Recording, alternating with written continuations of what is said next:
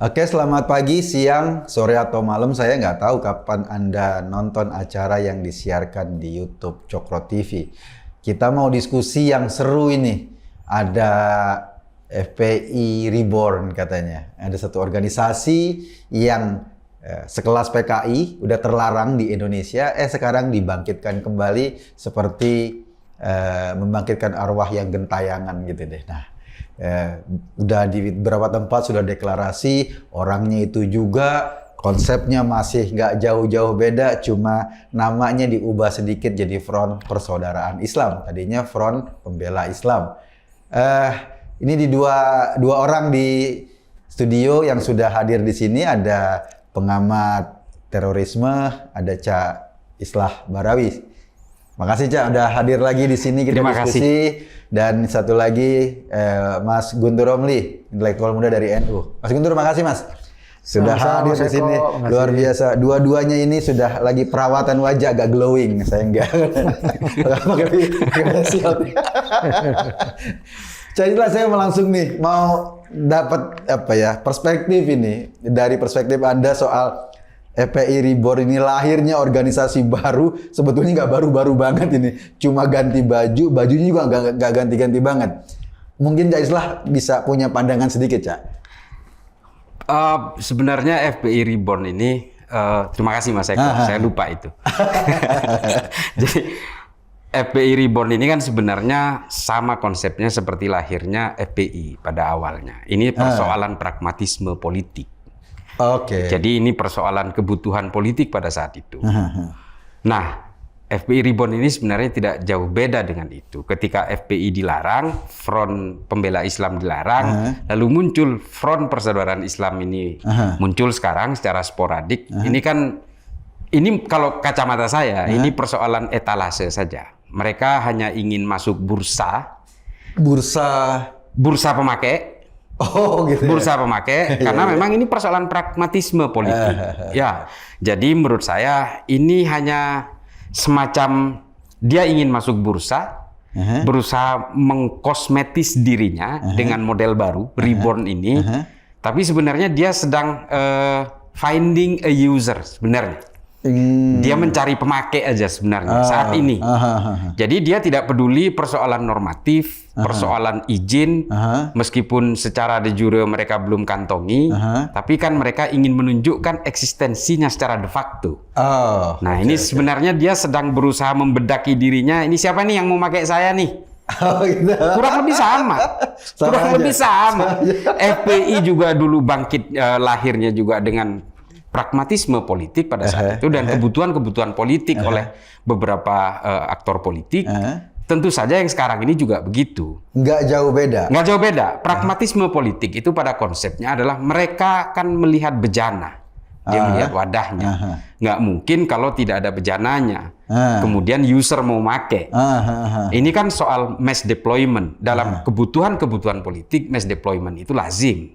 Nah, ini sebenarnya kayak gini loh, FPI Reborn ini melakukan deklarasi di banyak daerah ini kan sebenarnya bagian dari etalase itu. Oh, bahwa mereka masih solid, masih kuat gitu ya? Ya, mereka masih solid, mereka masih punya kekuatan massa, dan mereka juga tahu bahwa ini adalah bagian dari FPI lama yang berusaha di reborn, di remake up. Nah, konteksnya ya itu. Gitu. Siapa yang mau beli? Menurut saya begitu. Mas Guntur nih. Tadi Cak Islah bilang ini kebutuhan politik. Apa masih relevan politik kita ke depan dengan organisasi dalam tanda kutip setengah preman kayak gini? Ya, jadi bahwa fakta tidak ada perbedaan antara FPI baru dengan FPI lama.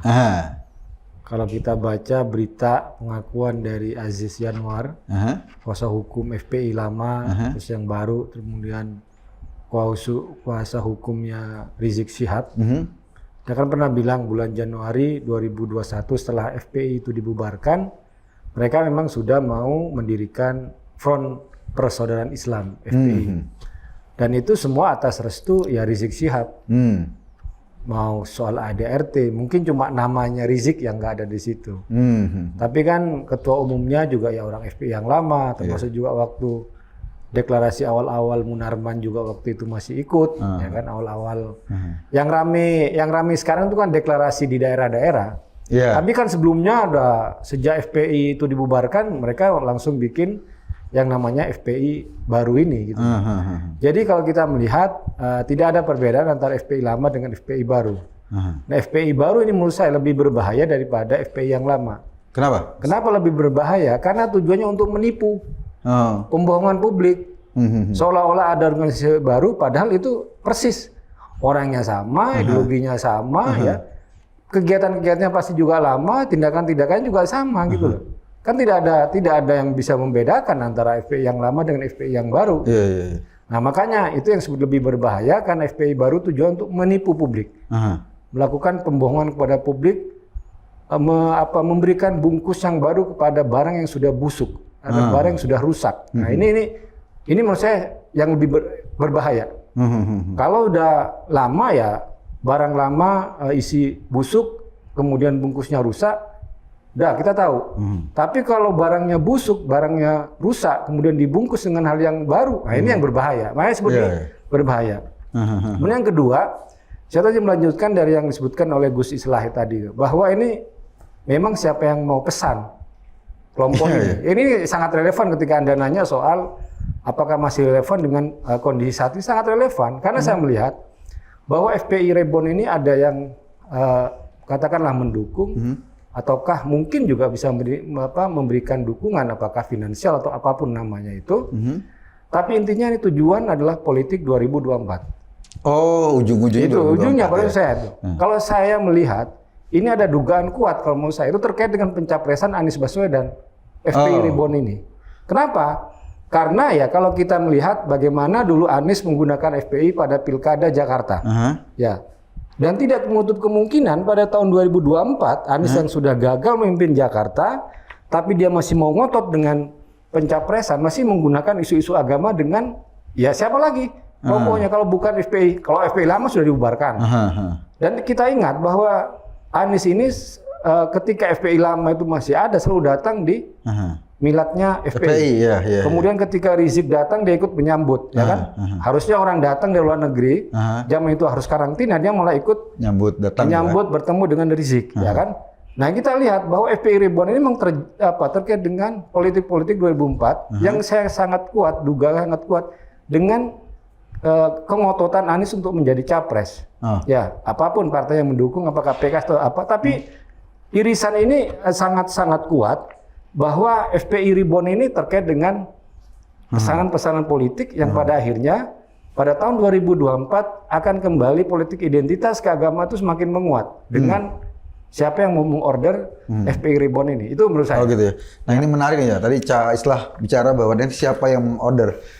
Bro Guntur malah sudah jelas menyebut siapa yang order. Ya kita buka aja. Faktanya memang seperti itu. Ketika FPI dibubarkan nggak ada itu namanya Anies melakukan apa semacam apakah dia melakukan pembersihan nama dia dengan FPI nggak ada. Ya kan? Dan dia ketika FPI dibubarkan siapa yang paling dirugikan? Tentu saja Anies Baswedan yang menerima keuntungan politik pada Pilkada 2017, 16, 17. Nah, ketika dia mau capres, pakai lagi agama, dia nggak punya prestasi yang dipamerkan di Jakarta. Apa? Yang main isu agama dengan apa? FPI Reborn ini, gitu loh. Itu yang saya lihat gitu. Dari kacamata Anda ini 2024 nih kayaknya semacam simpul dari dari banyak persoalan. Ada problem tadi radikalisme di situ akan juga mengkhawatirkan. Ada problem tentang politik identitas, macam-macam. Ada kepentingan politik. Anda melihat dengan kehadiran FPI ini seberapa mengkhawatirkan? Iya. Saya kalau sama beliau ini selalu kalah brutal.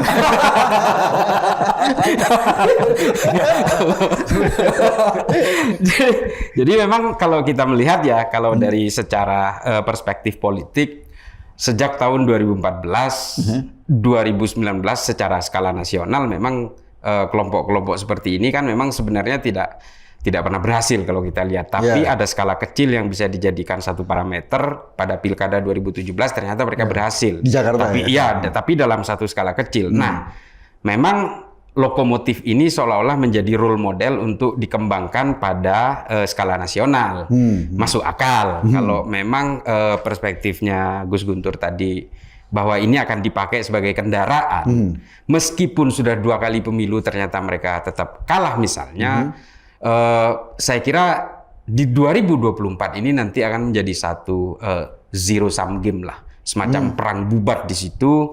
Ini pertarungan yang luar biasa akan terjadi, dan yang jelas kita juga tidak harus terlalu fokus terhadap FPI Reborn ini sebenarnya. Kita juga harus fokus bahwa yang mungkin kita tidak tahu, kelompok-kelompok jaringan teroris yang selama ini clandestine, underground, itu juga sedang membangun kekuatan untuk memasuki sektor-sektor siasa, sektor-sektor politik. Seperti yang kita tahu dari Jamaah Islamiyah, kelompok terlarang, kelompok teroris yang memang sedang diuber-uber pihak kepolisian, itu sudah memasuki ranah-ranah politik. Bahkan mendirikan partai politik. Mereka mendirikan partai politik? Mendirikan partai politik. Oh, apa nama partainya, Cak? Kalau tidak salah ya, PDRI, Partai Dakwah Republik Indonesia. Wow. Nah, ini menjadi fokus kita bahwa pertarungan-pertarungan dengan politik identitas ini memang bukan hanya domainnya pihak, ini mohon maaf, pihak Anies Baswedan yang seperti disebut Gus Guntur. Saya agak mikir menyebut nama, kalau beliau ini militannya luar biasa. Tapi kalau menurut saya memang ada banyak multispektrum penggunaan politik identitas. Ini akan terjadi di 2024. Bukan hanya mereka yang mendukung FPI Reborn, tapi juga ada kelompok-kelompok lain yang akan menggunakan ini. Terlebih kalau kita lihat ya, mungkin saja beberapa kelompok ini termotivasi, terinisiasi oleh kebangkitan Taliban di Afghanistan. Bisa saja. Nah, satu hal yang mungkin kita harus perhatikan, di 2024 itu ada peringatan 1 abad. Ada peringatan. Sorry, Cak. Matiin dulu. Diulang dari mana? Enggak terus aja. Nah, ada peringatan 1 abad runtuhnya Kekaisaran Ottoman. 1 abad. 1 abad runtuhnya Kekaisaran, oke? Kekaisaran Ottoman. Apa relevansinya dengan kita? Nah, ini memang pengusung khilafah. Jadi kalau politik identitas ini kan sebenarnya tujuannya memang daulah Islam juga sama. Tapi kalau khilafah ini kan satu perspektif yang lain lagi. Nah, kelompok-kelompok pengusung khilafah ini akan menjadikan momentum ini sebagai kebangkitan militansi. Nah, politik identitas itu bertemu semua di situ menjadi melting pot pada tahun 2024. Ini memang saya bukan nakut-nakuti, tapi ini memang kita semua harus fully aware dengan berbagai politik identitas ini. Nah, kalau kemudian politik identitas yang mengatasnamakan agama Islam ini sampai mengerucut dan kemudian menjadi snowball di 2024, ini memang akan sangat bahaya. Nah, menurut saya negara harus hadir di situ. Artinya ada tindakan-tindakan preventif, termasuk juga kalau perlu ada tindakan represif dari pihak pemerintah, dari kepolisian dan sebagainya. Artinya jangan kemudian kita diam sampai mereka membesar, kemudian kita kewalahan. Artinya kan seperti itu. Sama seperti orang-orang di Afghanistan yang dulunya meremehkan kelompok-kelompok Taliban yang ada di gunung-gunung, ketika mereka berhasil mendominasi populasi secara diam-diam, secara gampang dia merebut Kabul, kan gitu. Ya, artinya ini harus menjadi suatu perhatian kita semua di situ. Dan ini menarik nih. Tadi Cak Islah bilang bahwa kayak kelompok JI mau bikin partai. Dalam perspektif demokrasi kita ya, FPI katakanlah bikin organisasi formal. Kalau mereka nggak bikin organisasi formal, mereka clandestine kayak gitu, apakah jauh lebih berbahaya atau lebih baik mereka bikin organisasi formal gitu biar gampang terdeteksi? Termasuk juga kelompok JI tadi. Itu Mas Guntur ngelihatnya gimana, Mas? Kalau saya ngelihat kan lebih ke orang ya. Mau ada organisasi atau tidak, tapi kalau orang itu juga provokator, preman berjubah agama itu sama aja menurut saya itu. Mau pakai organisasi atau tidak. Tapi yang penting dari Gus Islah tadi itu adalah bagaimana Taliban itu menjadi inspirasi politik. Itu yang menurut saya lebih kuat. Tahun 2024 Indonesia. Dan kita harus mewaspadai hal itu. Bahwa ada keinginan untuk melakukan Talibanisasi Indonesia dengan menggunakan ya isu politik identitas. Ya termasuk ya kalau saya melihat ya dari sejarah, kita kan nggak bisa melupakan apa yang sudah lewat, ya termasuk dengan adanya kenapa FPI itu masih ngotot dengan mendirikan organisasi baru dengan orang-orang yang sama. Artinya apa ya? Mereka itu kan ada pembelinya gitu loh. Ada usernya, seperti tadi yang dalam konteks FPI mungkin ini barang dagangan aja gitu ya. Udah ada kan kita tahu siapa pembelinya. Anies Baswedan 2017 gitu kan. Nanti 2024 ya dia lagi gitu. Dan kalau lihat kelompok-kelompoknya siapa yang bermain termasuk penyumbang dana dan sebagainya, kita kan perlu waspadai ya. Bagaimana kebangkitan Qatar misalnya ya di Timur Tengah ya dengan memberikan support yang luar biasa kepada Taliban dan juga kepada katakanlah politik Islam yang lain di Timur Tengah lanskapnya itu jadi berbeda. Itu juga kaitannya dengan Indonesia itu bagaimana ya? Kita lihat bagaimana perang dagang antara Cina dengan Amerika, kemudian juga dengan yang di Timur Tengah ini kan semua terkait. Yang pada akhirnya siapa sih kelompok yang dianggap menjadi pemenang? Dalam politik itu kan akhirnya kan kekuasaan adalah segalanya dan dalam ekonomi dan keuntungan adalah yang utama. Nggak jelas apakah ideologinya mau pakai agama atau nasionalisme. Nah, kita akan melihat pada perang di situ gitu loh. Ya kalau melihat bagaimana Afghanistan akhirnya yang Taliban yang menang yang didukung karena pada fakta real politik dan juga kekuatan militer mereka yang menang, akhirnya dia yang dukung. Nah kita Indonesia menghadapi cobaan yang seperti itu. Bahwa ketika politik identitas, ya meskipun kata Gus Islah tadi itu ada katakanlah kegagalan dari kelompok-kelompok mereka, tapi kan kegagalannya kan tidak dianggap sebagai trauma sebagai tidak boleh berjalan lagi, enggak, mereka kan ya ini coba lagi ya kan. Dalam Pilpres kita tahu di 19 mereka gagal, tapi mereka selalu menunggu momen. 2017 ketika Ahok tergelincir ya dengan ucapan seperti itu ya dimanfaatkan sedemikian rupa, dan sekarang mereka menunggu siapa lah calon-calon potensial yang akan menjadi lawannya Anies Baswedan yang bisa diserang dengan isu agama, isu PKI, isu komunis, isu macam-macam lah, anti agama, anti Islam, dan itu yang mereka tetap akan pakai itulah. Nah sementara yang capres yang mereka dukung yang dipaksakan gubernur yang gagal itu Anies Baswedan ya, mereka akan dukung dengan pesona, dengan simbol-simbol agama. Dan itulah konteks kenapa FPI itu harus rebound, harus dilahirkan kembali menjadi katakanlah ormas ya, dengan tujuan pesanan-pesanan politik ke depan itu. Karena kan kalau bicara FPI siapa sih tugasnya sih? Apakah mereka bangun pesantren? Apakah mereka bangun masjid? Apakah mereka melakukan syiar keagamaan? Kan tidak. Kalau itu kan sudah ada NU bangun pesantren, ada Muhammadiyah, pesantren, lembaga pendidikan, sekolah, ya madrasah, pusat layanan masyarakat dan kesehatan masyarakat dan sebagainya itu sudah tuh. Tapi kan FPI kan tidak. Dia mirip seperti HTI. Dia partai politik ya, atau yang ini adalah ormas yang memberikan dukungan pada politik dengan tujuan politik gitu loh. Saya hanya menguatkan apa yang disampaikan oleh Gus Islah. Beliau kan akademisi, pengamat, harus kayak gitu. Tapi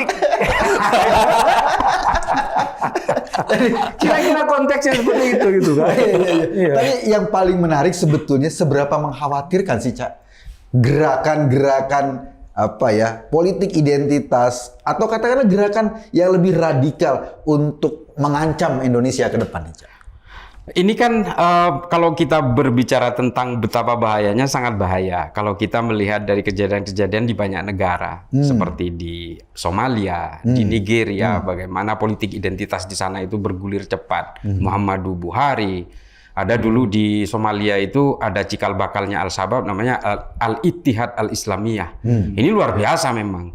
Artinya mereka membangun dari sesuatu yang kecil itu, lalu kemudian dia menggelindingkan suatu iceberg gitu ya, dan kemudian membesar sehingga akhirnya secara politik pemerintah kewalahan sampai dignity wibawa dari pemerintahan itu nggak ada lagi.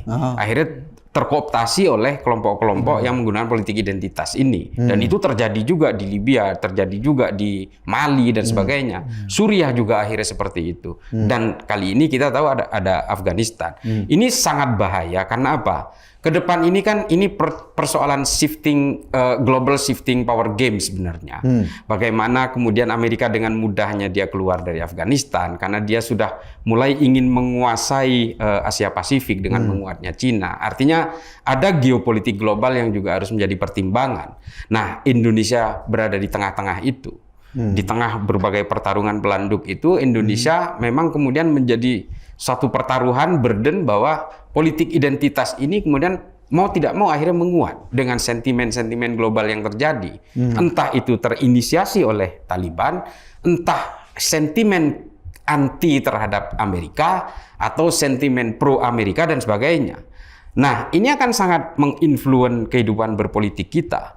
Nah, kita harus tahu Indonesia itu adalah satu-satunya negara dalam kawasan yang bukan bagian dari Commonwealth. Kita tahu, kita dikelilingi oleh negara persemakmuran.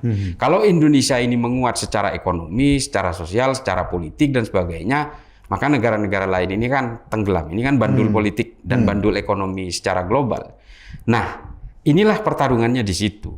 Mengapa saya mengatakan politik identitas itu akan bahaya? Karena setiap politik identitas itu selalu mengadu domba anak negeri sendiri. Akhirnya apa? Suatu bangsa itu akan melahirkan pengkhianat-pengkhianat. Dan ketika dia menggunakan agama, ketika politik menggunakan agama, maka semua kejahatannya akan terlihat terhormat. Ini yang kemudian dimanfaatkan oleh FPI Reborn. Coba bayangkan, kalau kita melihat kepada, imam besar misalnya. Dengan hanya konsep imam besar saja, narasi itu saja, semua orang seolah-olah tersihir. Dia membenarkan semua kejahatannya, misalnya seperti itu. Termasuk ini, mohon maaf, ini agak brutal saya, Gus. Niru sampean seperti misalnya chat seks. Sampai sekarang itu orang masih percaya bahwa soal chat seks itu misalnya hanya frame, hanya make up story dan sebagainya. Kalau saya meyakini tidak.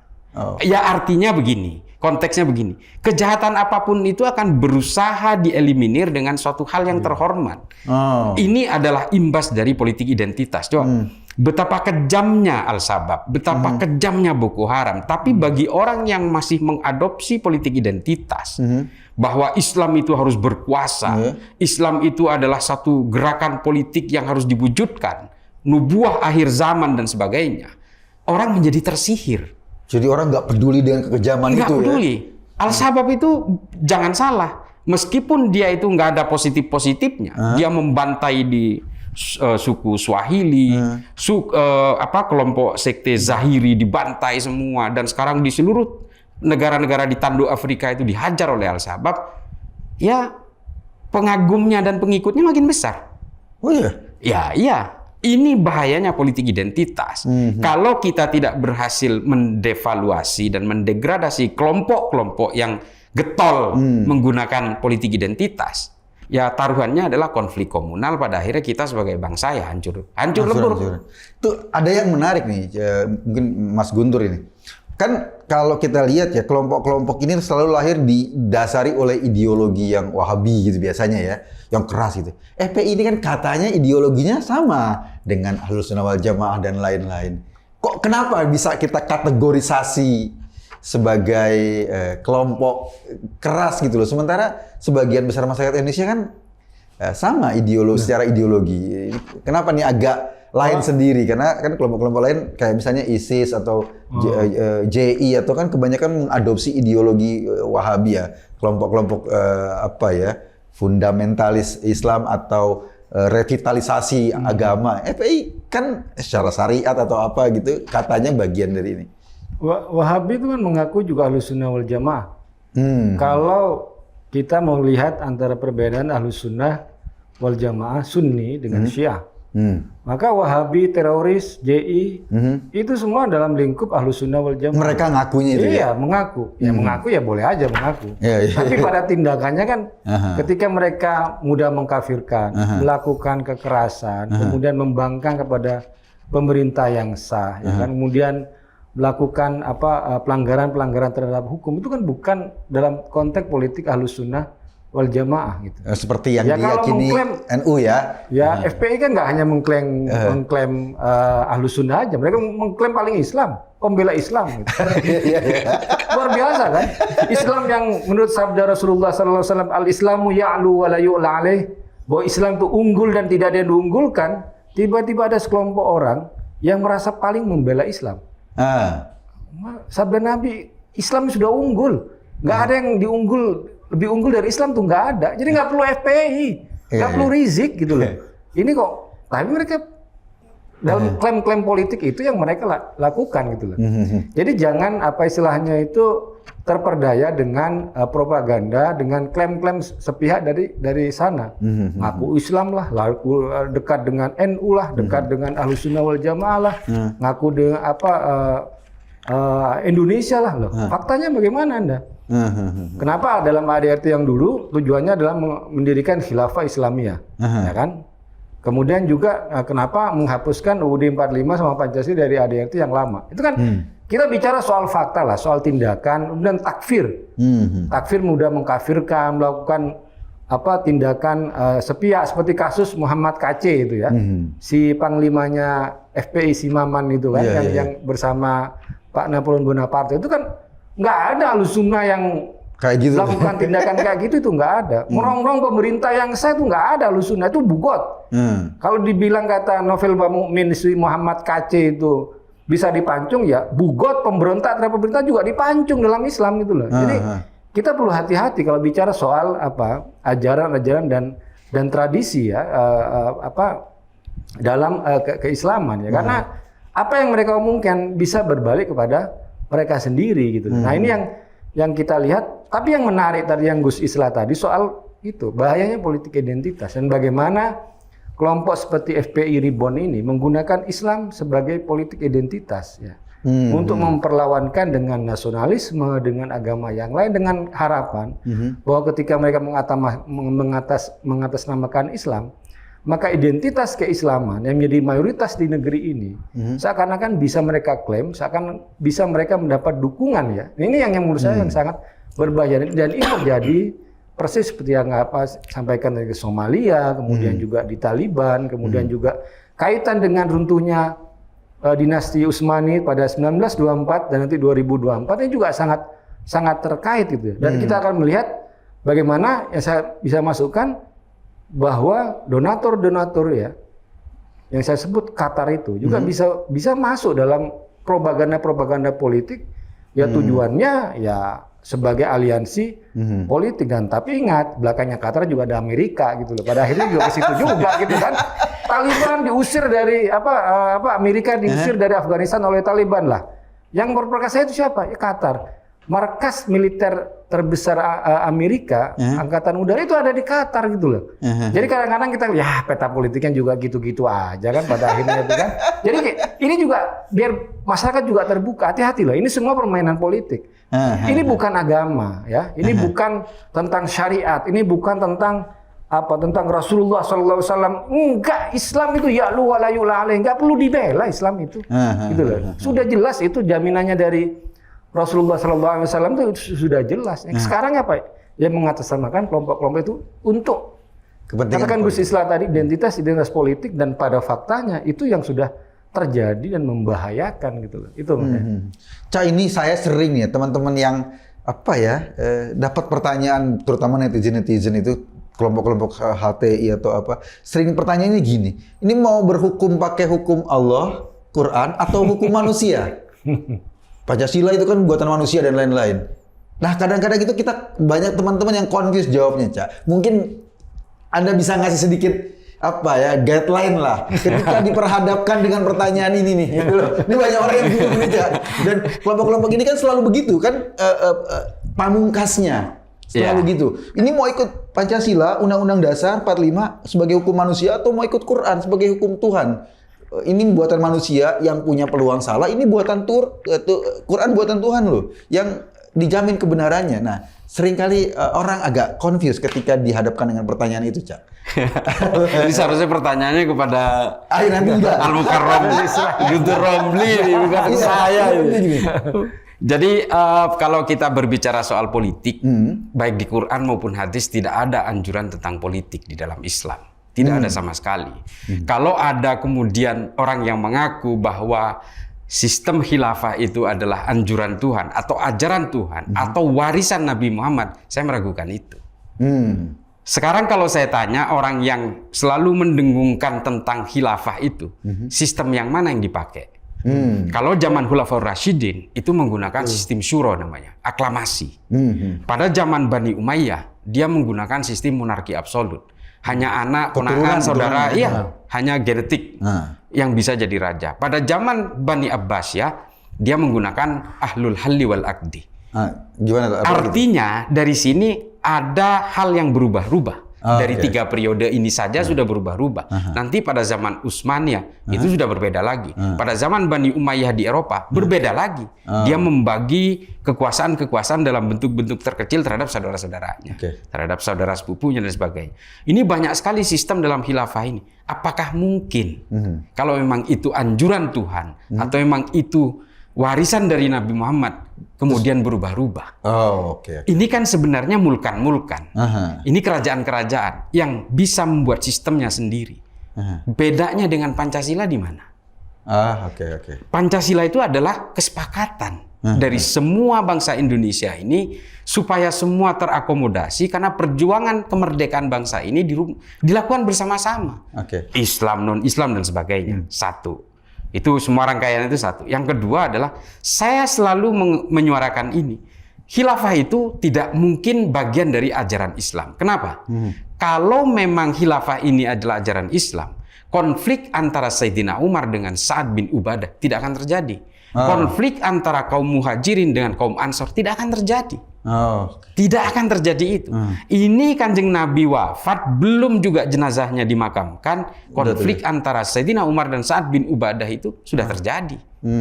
Kaum Muhajirin dan kaum Ansor sudah terjadi berkonflik. Artinya kalau memang ada warisan politik dari Nabi Muhammad, konflik ini tidak akan ada.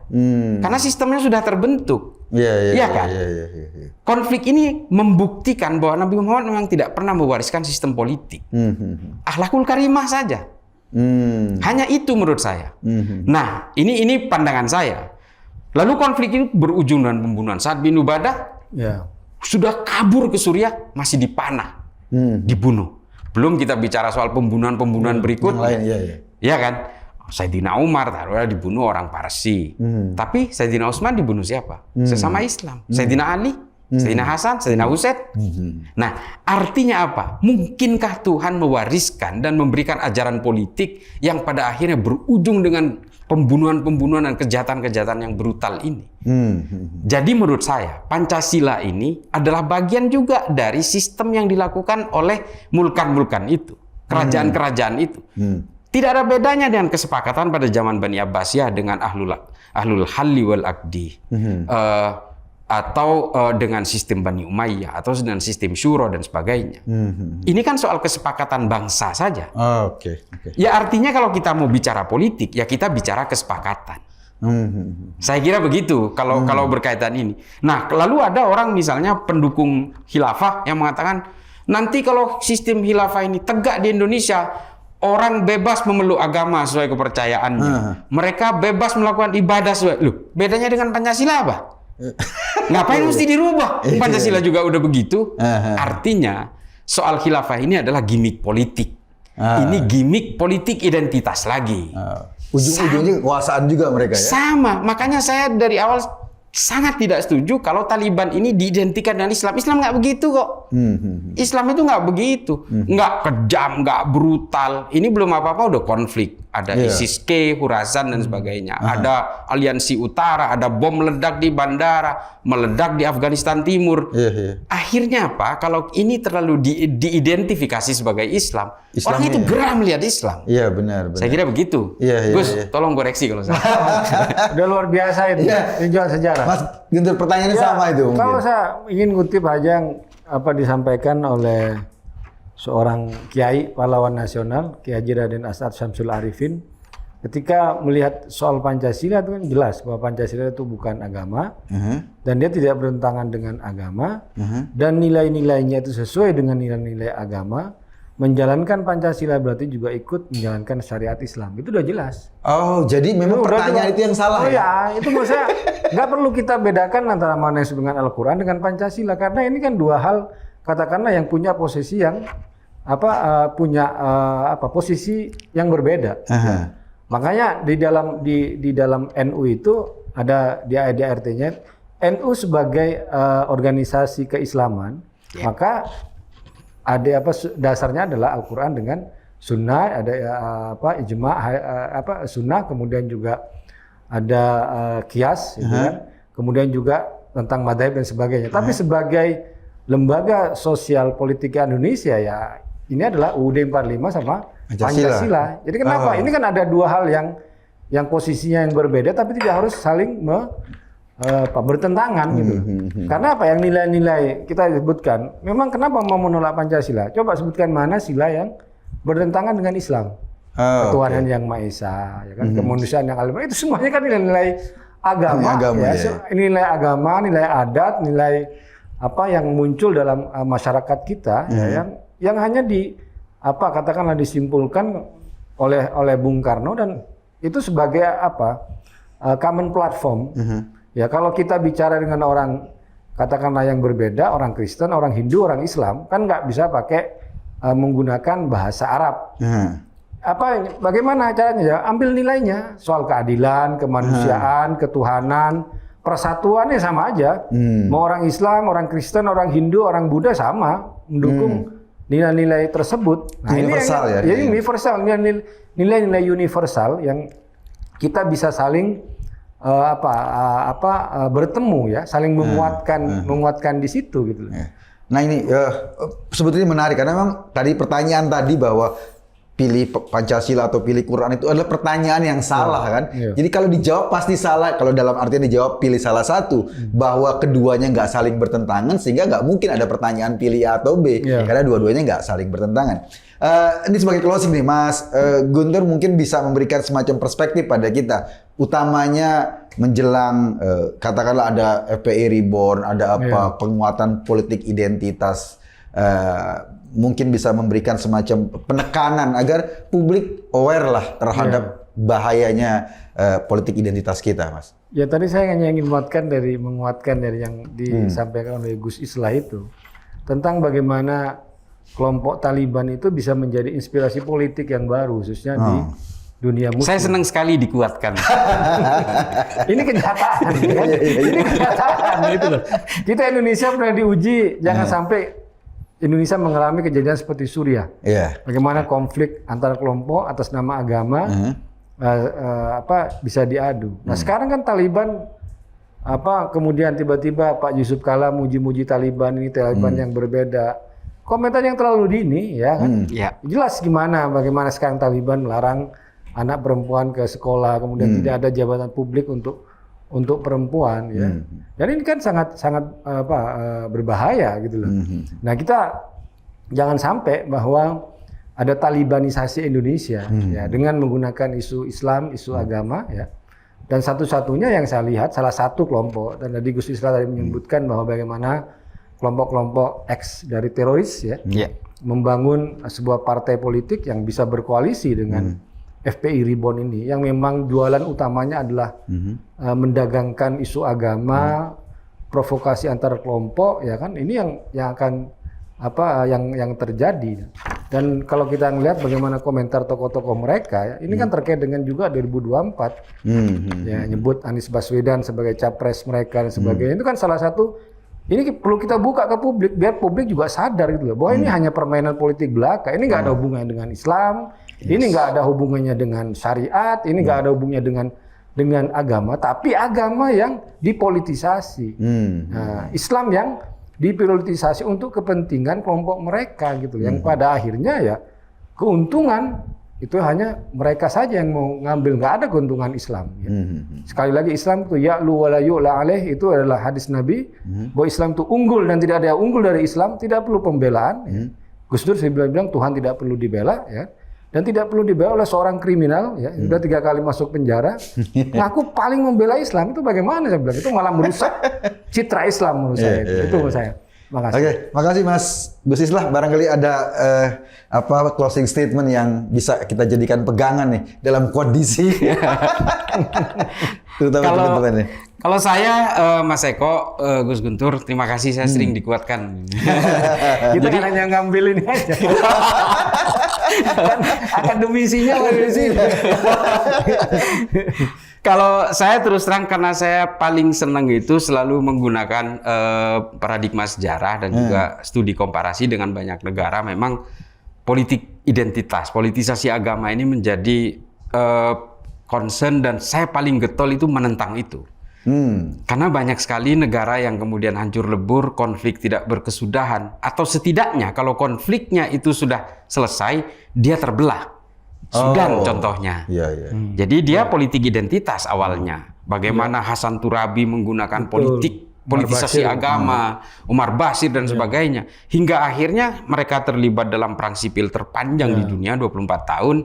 Dan setelah itu konflik selesai, tapi selesainya itu kemudian menjadi suatu akibat yang tidak nyaman. Sudan terbelah. Sudan Utara menjadi yang Islam, Sudan Selatan Kristen, di Juba itu Kristen, dan mereka menjadi negara sendiri-sendiri. Juga dulu India, Pakistan juga kan pernah kayak gitu juga kan? Ya sama kurang lebih. Artinya politik identitas ini pada akhirnya pertaruhannya adalah keutuhan bangsa. Kita ini kan tidak punya historik soal tercerai-berai itu sebenarnya. Kita itu dari dulu ya pendiri-pendiri bangsa ini memang selalu ingin menyatukan. Dan mungkin kalau kita pahami, Indonesia ini kan dengan posisi kepulauan dan sebagainya yang tercerai-berai, sampai ya bertaburan lah pulau-pulaunya. Mungkin kalau ada di Arab atau ada di Eropa, kita ini sudah 6-7 negara. Tapi kita menjadi satu entitas negara ini luar biasa. Nah ini harus dijaga utuh. Tenun kemajemukan dan sebagainya ini. Jangan sampai ya, coba bayangkan, Afrika saja yang terdiri dari satu hamparan dengan satu negara yang punya laut dan tidak punya pesisir dan sebagainya, itu konfliknya nggak selesai-selesai. Coba lihat aja, googling berita-berita di sana, itu selalu soal konflik. Ini kan karena politisasi agama di sana dengan leluasa memainkan itu. Ya Gus Guntur tadi udah bilang Suriah dan sebagainya, bahkan di Libya itu dual governmentship hanya gara-gara perpecahan dalam agama. Artinya begini, politik ini kan sebenarnya soal kepentingan. Ketika agama diperkosa oleh politik, maka redenominasi di dalam agama itu terbawa dalam kepentingan-kepentingan itu. Coba bayangkan. Kepentingannya dalam politik itu sudah berbeda-beda, ditambah dengan redenominasi, sekte-sekte, aliran, tafsir-tafsir yang sangat beragam di dalam agama itu kemudian terbawa. Coba bayangkan. Makanya setiap politik identitas, kalaupun dia berkuasa di suatu negara, konfliknya tidak akan pernah selesai. Ini Taliban. Kita lihat sejarah yang akan membuktikan apakah dia betul-betul moderat dan solid, atau memang dia itu betul-betul menjadi fundamentalis dan konfliknya tidak akan pernah selesai. Ini belum negara-negara sekitar, Tajik dan sebagainya. Belum nanti Rusia ikut campur di situ, belum Cina, belum Qatar dan sebagainya. Ini akan menjadi melting pot konflik baru ya. Nah, ini harus kita hindari itu. Kita tidak mau. Kita udah nyaman hidup di negara kita ini. Kita udah betul-betul hidup dengan toleransi. Kita harus membentuk resistensi dari masyarakat supaya menolak politisasi agama, gerakan-gerakan radikal, FPI Reborn. Ini kalau bukan masyarakat nggak bisa, nggak bisa kalau bukan resistensi dari masyarakat. Saya kira begitu ya, Gus. Mohon koreksi kalau ini, Gus. Ini suhu saya. Perkuat gitu. Luar biasa ya. Ada dua orang yang memberikan perspektif pada kita tentang kondisi kekinian di Indonesia maupun dengan kacamata geopolitik. Tapi yang paling pasti tadi Cak Islah atau Mas Guntur sudah memberikan contoh. Sampai saat ini nggak ada contoh negara yang menggunakan politik agama tanpa berdarah. Di seluruh dunia, ini satu contoh. Jadi kalau ada orang di Indonesia yang sekarang menawar-nawarkan politik agama dan Anda terima, Anda sedang ingin meneteskan darah pada bangsa ini. Contohnya seperti itu. Dan oleh karena itu, untuk menyelamatkan bangsa ini, kita mulai sekarang sudah mulai berani memisahkan mana wilayah agama, mana wilayah politik, agar kalau bersatu ini akan merusak Karena seringkali politik malah menunggangi agama jadi kuda tunggangannya. Politik memperkosa agama kalau bahasa Politik Inggris. memperkosa agama ini lebih tajam lagi. Terima kasih Cak Islam, Mas Guntur sudah hadir di terima kasih. acara Seruput Kopi. Sebelum kita tutup, kita seruput dulu kopinya. Ya. Jangan lupa bukanya. Jangan lupa buka. Udah mau habis. Mantap. Oke, saya Eko Gunadi. Kita jumpa di Alhamdulillah. acara diskusi berikutnya. Assalamualaikum warahmatullahi wabarakatuh.